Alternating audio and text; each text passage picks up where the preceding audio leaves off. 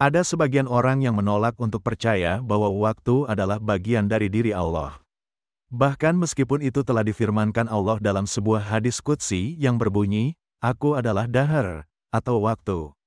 Penolakan oleh sebagian orang ini disebabkan oleh karena mereka berpikir bahwa waktu adalah makhluk ciptaan Allah. Jika mengikuti logika mereka ini, bahwa waktu adalah makhluk ciptaan Allah, pertanyaannya, kapankah waktu itu diciptakan Allah? Merujuk pada sumber hadis tentang makhluk yang pertama kali diciptakan Allah, ada beda pendapat. Ada riwayat hadis yang mengatakan makhluk pertama yang diciptakan Allah adalah air.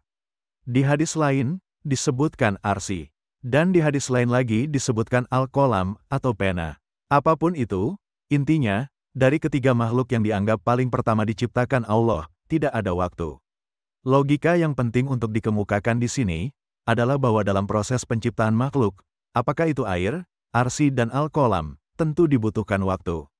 Begitu pula ketika al-qalam telah selesai diciptakan, lalu diperintahkan Allah untuk menulis segala sesuatu yang akan terjadi, tentu saja, dalam proses menulis tersebut, al-qalam membutuhkan waktu. Saya melihat, satu-satunya yang dapat menjadi titik terang dari kebingungan ini, adalah pengakuan dari Allah dalam hadis qudsi, yang berbunyi, "Aku adalah dahar," atau waktu. Menurut Al-Ashfahani, kata dahar merujuk pada makna, masa yang dilalui oleh alam, mulai masa penciptaannya sampai masa kehancurannya. Saya pribadi melihat, ad-dahar adalah ruang waktu sebelum alam semesta diciptakan. Ad-dahar adalah sebutan khusus untuk ruang waktu yang bersifat abadi, bukan waktu yang relatif, yang ada di alam semesta. Hal inilah yang diisyaratkan Allah dalam surat Al-Ikhlas, ayat 2, di mana Dia mengatakan dirinya samad, yang artinya, kekal, mutlak atau absolut. Untuk mendalami lebih jauh tentang dahar ini, silakan cermati ulasan berikut ini.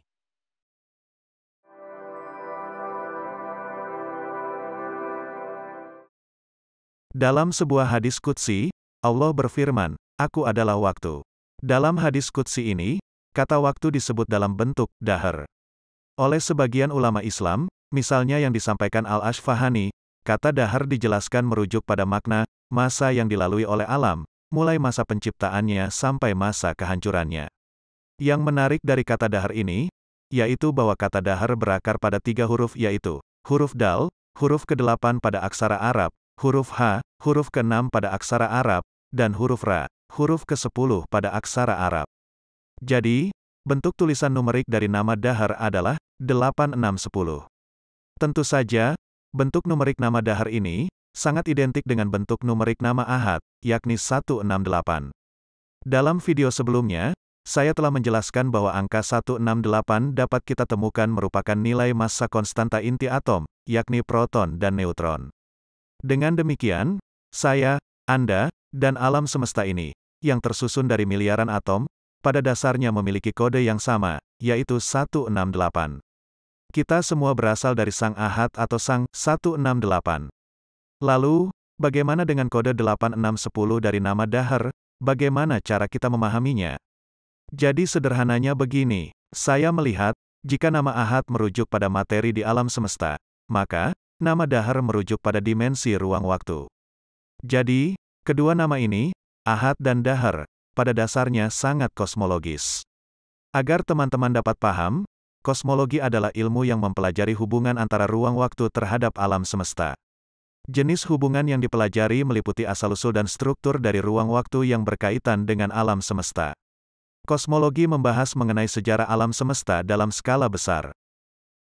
Karena di video sebelumnya yang berjudul, "Begini Allah menjelaskan kesatuan dirinya dengan alam semesta melalui sains," saya telah menjelaskan bahwa nama ahad yang diperkenalkan Allah dalam surat Al-Ikhlas, adalah cara Allah untuk menunjukkan kesatuan dirinya dengan alam semesta. Maka, dalam video ini saya akan fokus menjelaskan hakikat dari nama dahar. Yakni, tujuan Allah mengatakan dirinya adalah waktu atau dahar. Titik acuan paling awal dan utama untuk mengenal makna esensi dari nama dahar, ada dalam Al-Quran. Yaitu pada surat Ad-Dahar. Surat ini umumnya dikenal sebagai surat Al-Insan. Kata dahar muncul pada ayat pertama surat ini. Bunyinya, bukankah telah datang kepada manusia suatu titik, periode, dari dahar, atau waktu, yang ia belum merupakan sesuatu yang dapat disebut. Titik waktu yang dimaksud pada ayat pertama surat Al-Insan, diisyaratkan pada bunyi ayat kedua, sesungguhnya kami telah menciptakan manusia dari setetes mani yang bercampur. Jadi, titik periode dalam dahar yang dimaksud ayat pertama, tampaknya merujuk pada masa di mana manusia belum wujud atau belum diciptakan. Jadi, dahar atau waktu yang dimaksud, bukan ada di dimensi materi atau alam semesta. Dengan kata lain, ini menyiratkan, dahar sebagai waktu yang posisinya berada di luar dimensi materi atau alam semesta. Pemahaman ini mengingatkan saya pada pendapat Aristoteles ketika berbicara tentang waktu. Aristoteles menyatakan, waktu telah ada sebelum alam semesta ada. Karena menurutnya, butuh waktu untuk proses terciptanya alam semesta. Ia juga menyatakan, waktu bersifat universal dan meliputi segala sesuatu.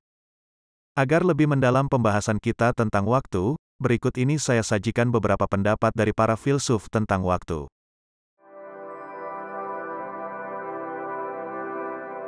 Newton mengatakan waktu itu absolut. Sementara Einstein mengatakan waktu tidak absolut tetapi relatif. Faktanya, pendapat Newton benar. Begitu pula pendapat Einstein, juga benar. Dengan bersandar pada bunyi pengakuan Allah dalam hadis qudsi bahwa aku adalah waktu, maka, pendapat Newton jelas benar, karena Allah memang absolut.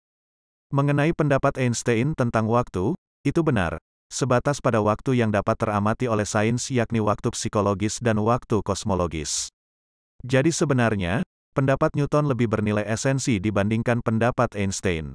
Menurut Newton, waktu absolut ada secara independen dari setiap pengamat dan berkembang dengan kecepatan yang konsisten di seluruh alam semesta. Ini berbeda dengan waktu relatif yang disampaikan Einstein. Newton percaya bahwa waktu absolut tidak dapat dilihat dan hanya dapat dipahami secara matematis. Menurut Newton, manusia hanya mampu mempersepsikan waktu relatif, yaitu pengukuran terhadap benda-benda yang bergerak, seperti bulan atau matahari. Dari pergerakan ini, kita menyimpulkan perjalanan waktu. Aristoteles menyatakan, waktu telah ada sebelum alam semesta ada. Karena menurutnya, butuh waktu untuk proses terciptanya alam semesta. Ia juga menyatakan, waktu bersifat universal dan meliputi segala sesuatu. Dengan merujuk pada bunyi ayat qudsi tentang nama dahar maka, pendapat Aristoteles benar. Karena Allah adalah dahar atau waktu. Begitu pula alam semesta dan waktu relatif yang ada di dalamnya, juga adalah bagian dari diri Allah yang Maha Besar.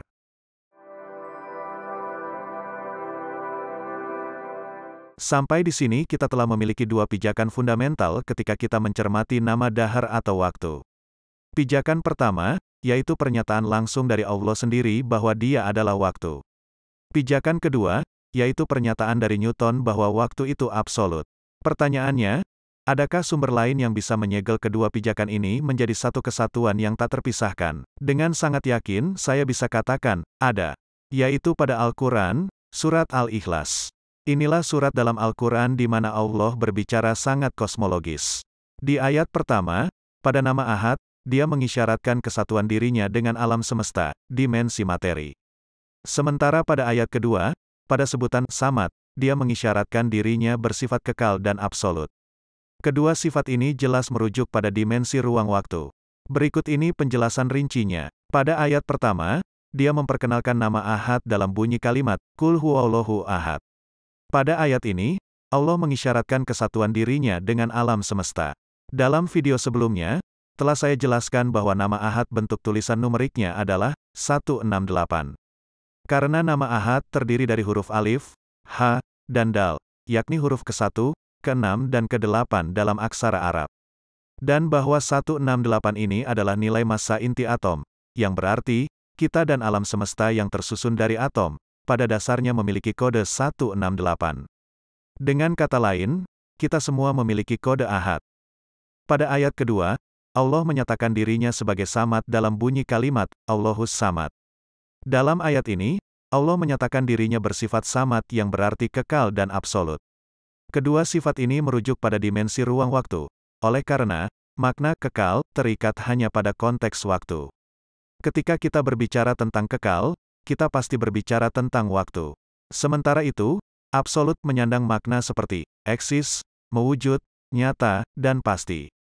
Jadi demikianlah, sebutan Samad mestinya kita pahami sebagai sifat Allah yang maha nyata, maha pasti, dan selamanya ada, atau kekal.